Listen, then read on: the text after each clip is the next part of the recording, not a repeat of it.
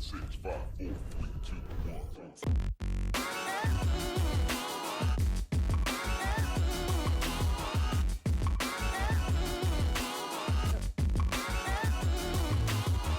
Basketball. Yeah or no? Yeah. You were like, nah. I don't know what that means.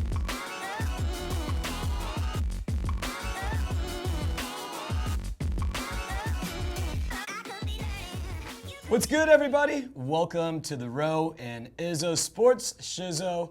Thank you for tuning in. I am your host, Joe Gilbert. And to my left, my co-host, the biggie to my smalls, the milk to my cookies, the big homie, Mr. Derek Isamaki, everybody. What's up, guys? Milk and cookies. I wish I could have milk, but it's the panty droppers to those who are lactose intolerant, so I avoid it as best I can. Enough of my personal life. Let's throw it to the guys in the control room, Juan and Tucker, producers and directors who make us look beautiful. I wish we could do a little bit about themselves, but we can't live in a perfect world, so we live with what we can. No, we cannot. No, yeah. We Sorry, do. guys. We work with what we got, you know. But we are loosely affiliated as a sports show, so maybe we should talk some sports. Yeah, I mean, we had a Game 7 that did just happen. That's a pretty big thing in the sports world, I think, right? We did have a Game 7, and it was an awesome game for you Golden State Warriors fans out there. But OKC had the Warriors on the ropes a few games ago when they were down 3-1. A lot of people came out of the woodworks to remind Warriors fans that their team is overrated and choke artists and so on and so forth. Now it seems that the shoe is on the other foot. The Warriors did manage to come back winning the last 3 games, and I just want to get your thoughts on what this might mean for the Warriors moving forward. I mean, being one of only now 10 teams that has come back from a 3-1 deficit, it honestly adds fuel to their fire right now. It honestly adds greatness to their already greatness as a team. Yeah. I mean, this 73-win team that was really almost looks like that was going to go out the window because they're about to lose to OKC in the conference finals, because you need to win a final, at least go to the championship to really solidify that regular season. Sure.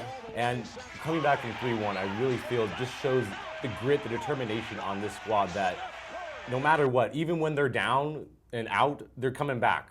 Like, we thought we were down and out. Like, you had the conversation after that Game 4 loss, and they were down 3-1. You're like, the series is over now. Yeah, and like, I thought we had that momentum swing, but 7 games is a long time, and there's a lot of things that can be worked out in that time. And credit to the Golden State Warriors, they realized that they had 3 games they cannot lose, and they didn't. Yeah, I think, like you, I was really impressed with the effort. I thought the series was over.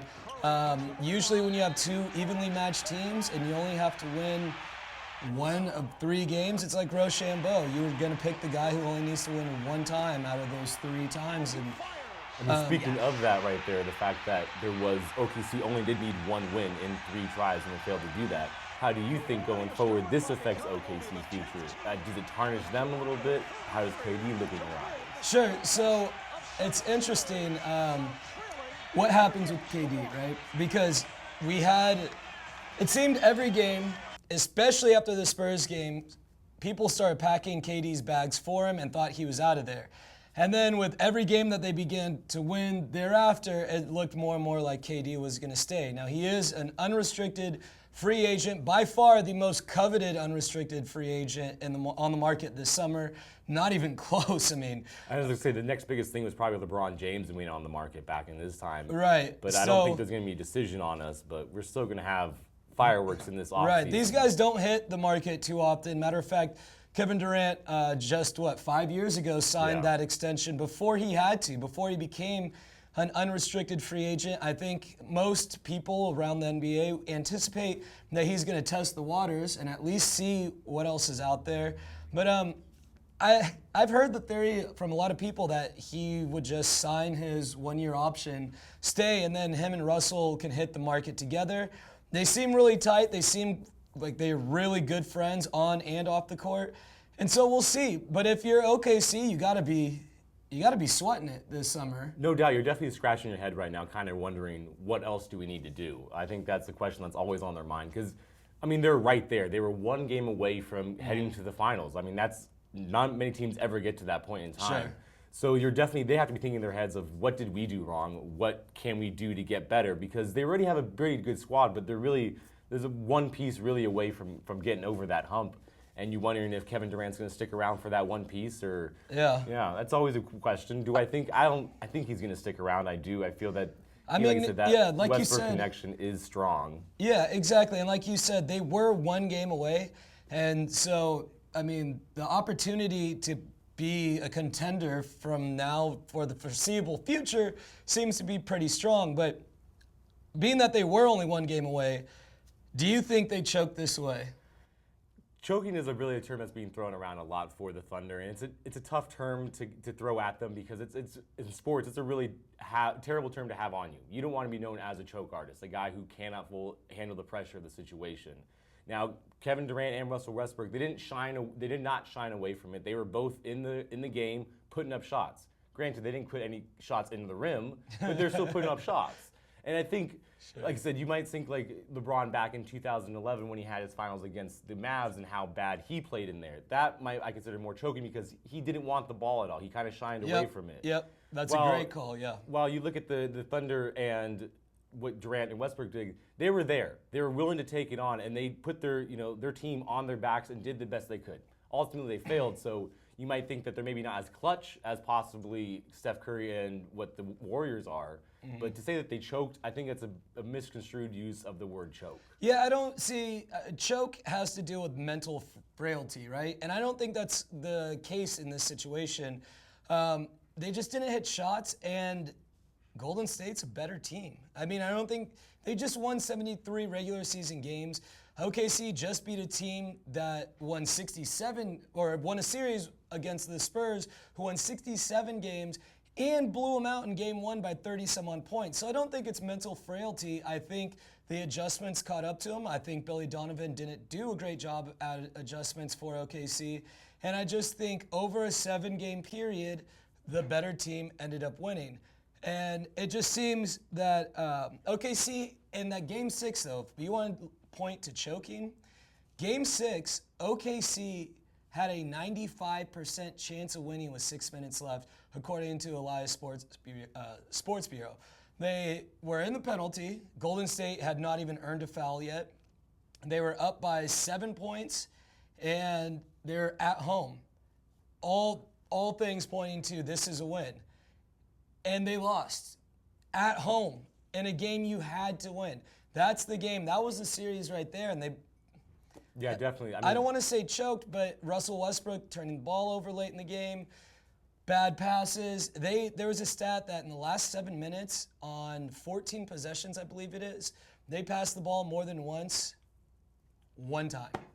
That's not good. That's not very good team ball. So like you mentioned, they are going to need another piece to their team to really get over the hump. But that was this series, which was awesome, but we have another great series to look forward to.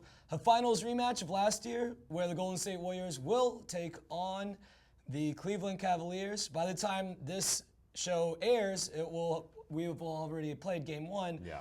But I was just wondering, there's a ton of storylines here, a ton. Yes. And I'm just wondering which of all the storylines would be most interesting to you. Honestly, I think for me, the storyline that's hitting home for me is LeBron. He made a promise to a city that he called home that he's going to bring a championship to them. He has yet to deliver on that promise. And I just feel that the longer he goes, obviously, the longer it goes in the times, even when you get into the finals, you're not winning. That's even more heartbreaking, I feel. Because he's like tantalizing them. Like, here's the carrot. It's in your mouth. No, it's not. It's gone. Sorry. Try again next year. And it just feels like his moment to be able to win it in Cleveland is very slowly slipping away. And granted, do I think his legacy is going to be hurt by this if he loses? I don't say so. I mean, the guy's going to be going to 7 finals. 6 in a row right now. 6 in a row finals. That's ridiculous. That's crazy. Ridiculous right now. Granted, he's only won 2 of them so far. He can make it 3 and be 3 and 4, or he can be 2 and 5. I don't think that record is really, his legacy is already cemented. Yeah. But I definitely feel that the pressure to win for Cleveland, because that's really why he came home. That's what I'm looking for. Can he actually do it for them? I mean, it's going to be a great finals rematch, but I definitely feel the Cleveland fans are looking for something right now. And you can feel he's putting that pressure on himself to deliver for his city. Yeah, I couldn't agree with you more. I think that is a very fascinating storyline. The one I'm looking forward to myself is between Steph and LeBron. For a few reasons. One, Steph has become the darling of the NBA. He's leading the league in jersey sales, which was previously held by both LeBron and Kobe. They kind of switched back and forth for the last 5-6 years. He's getting all the commercials now. Steph Curry is. I mean, LeBron's still getting his fair share. I mean, It's not like still rolling in. He just got a $1 billion deal with Nike. So, I mean, he's doing fine financially, but he's not getting the same attention that he once did. Very He used true. to dominate the NBA headlines year-round, and it's been all about Steph Curry and the Golden State Warriors. And I think that's going to be really interesting to watch. You see LeBron sneak dissing with subliminal messages about MVP and what's your definition of valuable and this and that. And I just think that I know, without knowing LeBron, I know there's got to be some level of resentment there.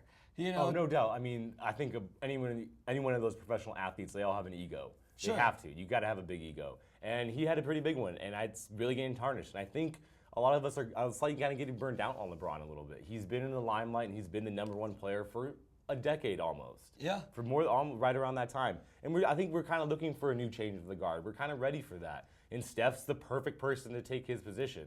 He's fun to watch play. He's a quality dude. He's probably not going to have a situation like the decision ever in his future. So he's got the ego with keeping it kind of controlled. While I think LeBron is definitely, like I said, he's definitely fading in popularity, and that's definitely probably hurting his ego a little bit more. Sure. And that's why you see those little subliminal jabs. And Well, stuff. it's a classic case of the popular kid in high school when the new cool kid moves into town, you know? Yeah. And they start to feel that their space, their throne or whatever, their popularity is now threatened. And that's absolutely happening here. And I think LeBron wants more than anything to beat Steph Curry in the finals.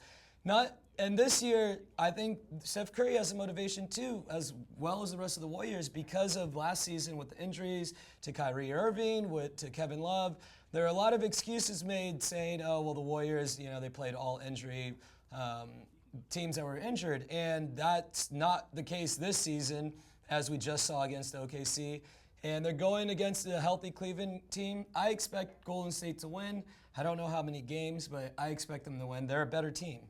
I kind of feel the same boat right now. I'm putting my hat with the Golden State Warriors to repeat as champions. But I honestly have one advice for LeBron. If you do want to win, all you got to do is just shoot him a couple crazy eyes.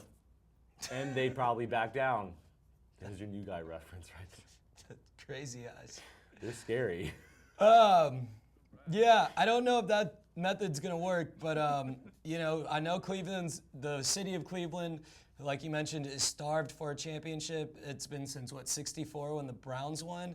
So it's been a long, long time. They just made a 30 for 30 special on ESPN about it. So, I'm just saying, Crimea River, Cleveland, Butte, Montana's never won anything. You don't hear them complaining all well, the they time. don't have Gosh, 3 I'm just saying. professional sports teams either. All right, well, moving on. Yeah. Everyone's favorite time to nap during this show, Derek Isamaki's Foot and Mouth segment, ladies and gentlemen. I realize that many of the people on my show with me here don't consider football, soccer for you layman terms peoples, a real sport. I do, however. And unfortunately, this past weekend, we actually saw probably the biggest sporting match this world will ever see. Bigger than the Super Bowl, bigger than this finals match that just happened. We saw the Champions League final happen between Atletico Madrid, this sign behind me, the logo you see over my shoulder, and Real Madrid, this other logo behind me.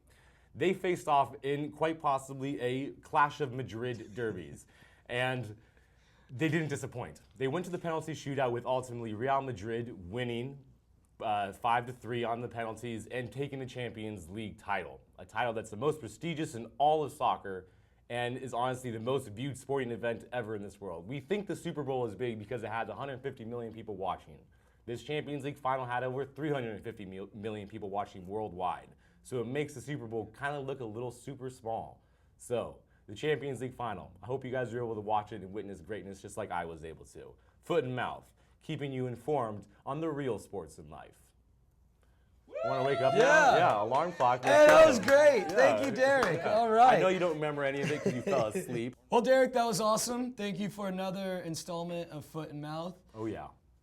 Coming to you on a regular basis. So we need to show you guys our punishments that we suffered from the Board of Humiliation, which is the consequences we have to do if you lose after we do our picks each week. So enjoy those, and also check out Athlete of the Week. Ah, what a beautiful day.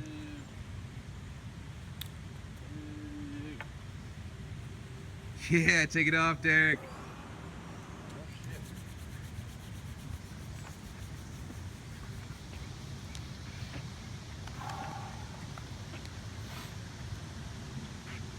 All right, Derek.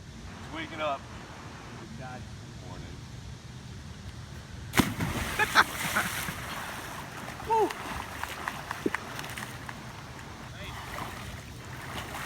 Nicely done, Derek. Nicely done. Oh, yeah.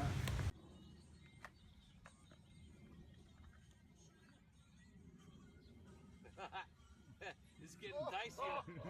Wait, it's getting dicier.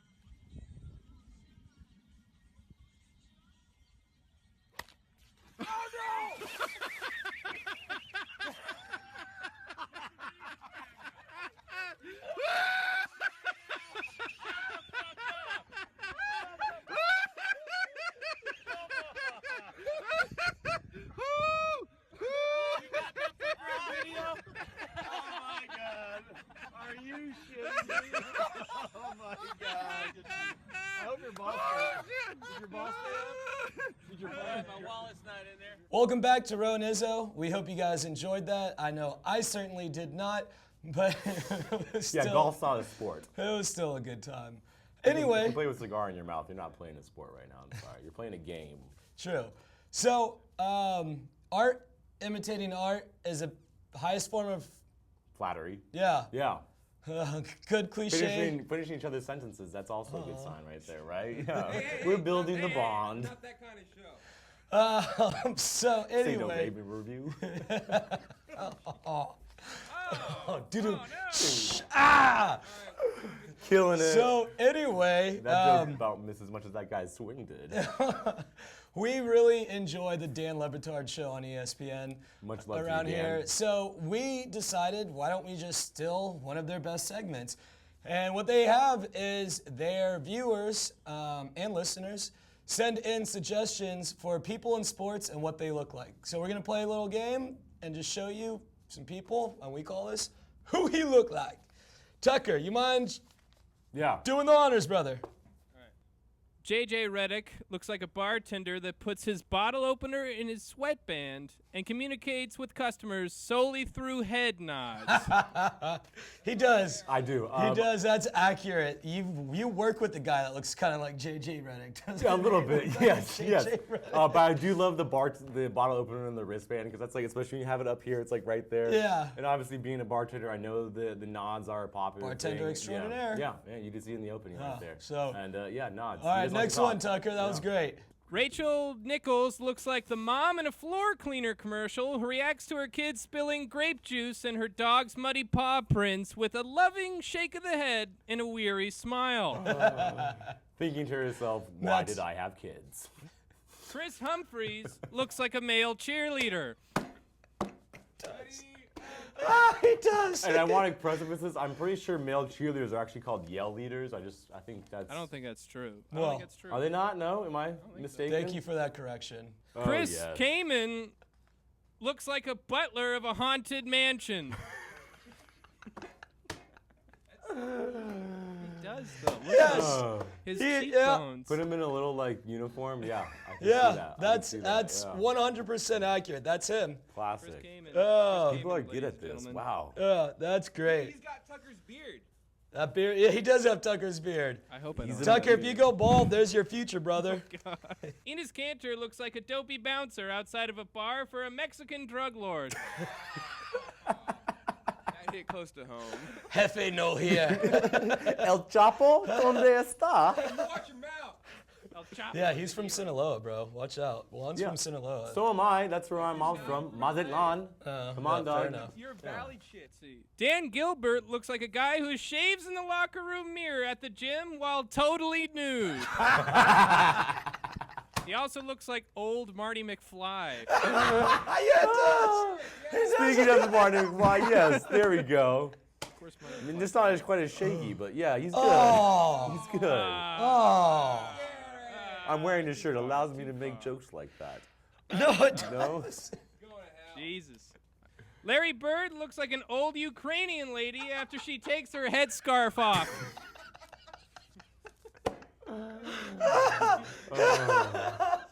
Hey, you know what that actually reminds me of? You know that silhouette when it's like the old lady, young lady face? Yeah. That's the it. old lady, yeah. That's the reincarnation or the Live action version Yeah. of it.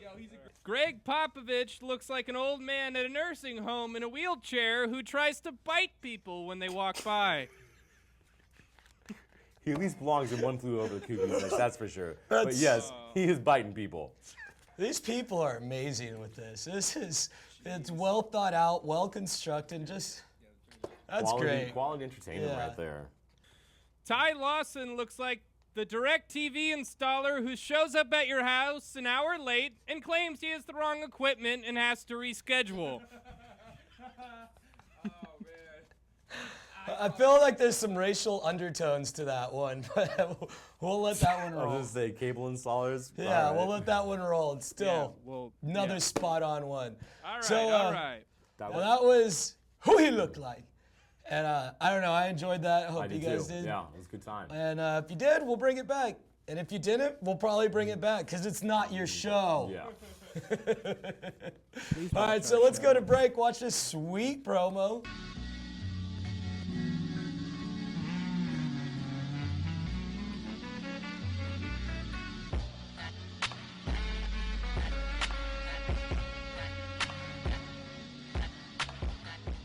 Welcome back to Row Izzo.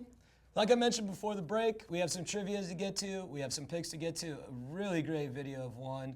But first, some things really grind our gears around here. So much so, we drink a big old bottle of Haterade and we just begin to hate. So let's do that now. And this week's theme, bandwagon fans. Go ahead and roll it, Tucker. I hate you. I hate you. I don't even know you, and I hate your guts. I hope all the bad things in life happen to you and nobody else but you. Haters gonna hate. They hate us because they ain't us. It's because they ain't us. Haters gonna hate. Haters gonna hate. All you want, know I'm something that you ain't. Haters gonna. Like I mentioned, we're gonna drink a whole ton of Gatorade here.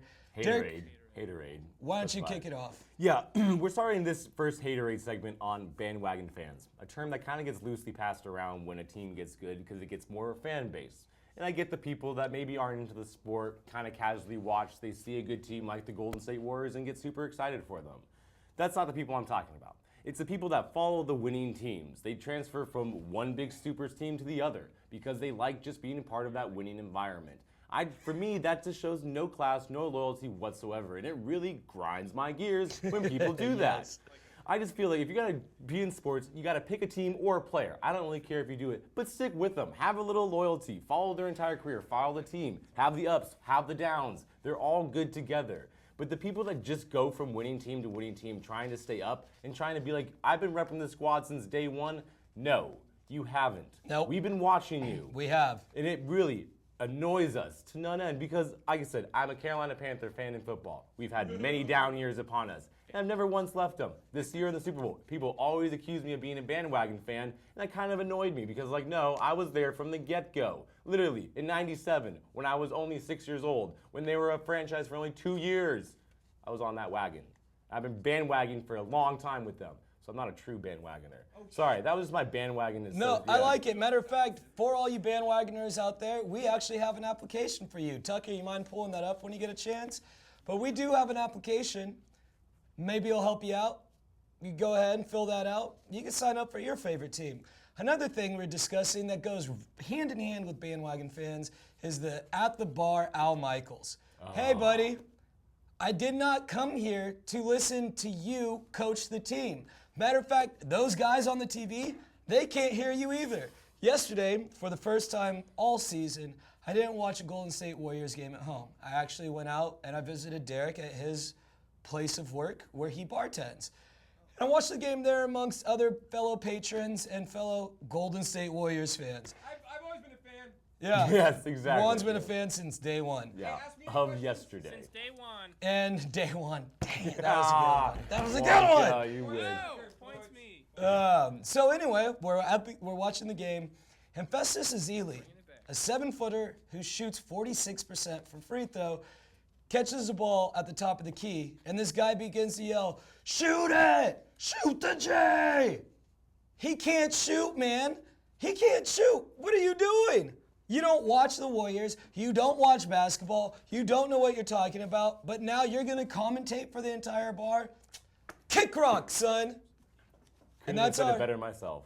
That's our haterade segment. All you bandwagon fans that are mad at us, don't hate the game. Hate yourself. All right. So who won last week before we get started? You guys did. You guys did. Yeah. That's right, we did. So this you week, want to pick for me? Yeah, sure thing. Like I said, this week for the picks, we are just doing finals teams. So we're doing the NBA and the Stanley Cup finals. So we have Sharks, we have Penguins, we have Cavaliers, and we have Warriors in the mix. Oh, so Warriors! let's see how this shakes up. All right. I'm going first, picking it up first. For me. And picking for you, and you got Cleveland. For who? Cleveland. Believeland. Are you believing in them? Can we throw him back still? I think technically you can. Can I put it back? Yeah. All right. Throw it back. Throw it back. I'm picking for you again. For who? All right, picking for Giroux still. Golden State. Yes. There you go. All Yes. Right. There you go. There's All your right, boys. I'll pick for you. This shit's rigged. I don't think I've ever got. I got Golden State 2 weeks in a row, boys. Awesome. The Pittsburgh Penguins. Pittsburgh Penguins coming off the first win in the Stanley Cup, and they're at home still. So I'm gonna stick with them. I'm gonna stick with the Pengs. All right. Sorry, Sharks. Chili Cup. The cups are only for kings. Tucker, Juan, who wants to go first? Tucker can take it. I'll take it. The San Jose Sharks. Good team. Good team. Yes, I'll take Sharks. Take a So Sharks. you and Derek are head to head. Head to head. That makes Juan and Giroux head to head with Juan Cleveland, Giroux Golden State. What did I get? You got. Wait. Who did Juan got? What? Who did Juan get? I got. You got Cleveland. Okay, that's right. Yeah. You just picked it. It's sitting in front of you right here. Wow, that was All right. spectacular. Okay. I don't think there's ever been more of a sign that it's time to wrap the show than that right there. Absent-minded. So once again, ladies and gentlemen, thank you for tuning in to Roe and Izzo. We really appreciate it. Make sure you like us on Facebook, you follow us on Twitter at The Roe and Izzo Show, and you check us out on YouTube. We have a bunch of videos up now. It'd be awesome if you would subscribe and help us out. And make sure to interact with us. Send us suggestions for the show, comments. If you hate something, let us know. If you want to shoot us some haterade, we'll drink it. Let us know. But that's going to do it. We'll catch you guys next week. We'll definitely be discussing finals and any other happenings around sports next week. So Hold we're gonna on, close out everybody. We've got one last video. Make it through the crowd.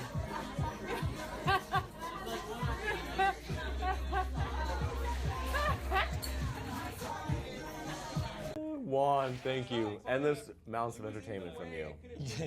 You are truly one in a million. That's going to do it. Thank you.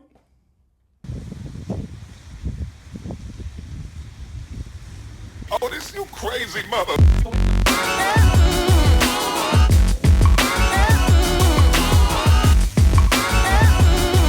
I hate this show. This show sucks.